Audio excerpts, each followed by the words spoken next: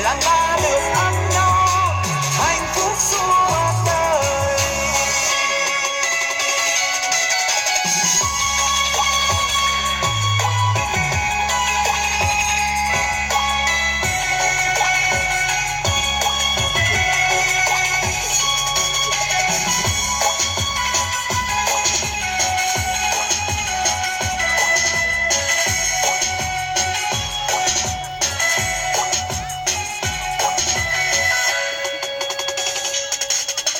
Màn sương buông hòa vào ánh nắng, gió lạnh mây trắng bay.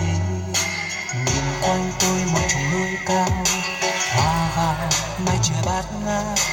Đường tôi đi một ngàn sắc hoa, con suối reo gọi mời. Người phương xa hãy cùng đến nơi, tay bắc khi xuân về. Lòng non gương mình đón nắng, đón mùa xuân ghé qua. Dùng bậc thang từ xa xa, rừng đào hoa ban thơm ngát. Ở nơi đây họ đón xuân, đêm trắng yên bình. Ai cũng sẽ đến một lần đến nơi, Tây Bắc khi xuân về.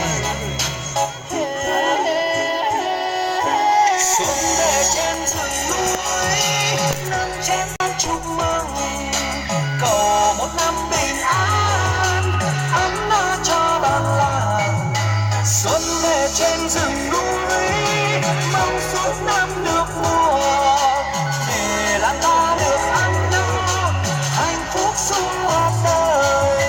Xuân về trên rừng núi, nâng chén ta chúc mừng, cầu một năm bình an, ấm no cho bản làng. Xuân về trên rừng núi, mong suốt năm được mùa, để làng ta được ăn no hạnh phúc suốt đời.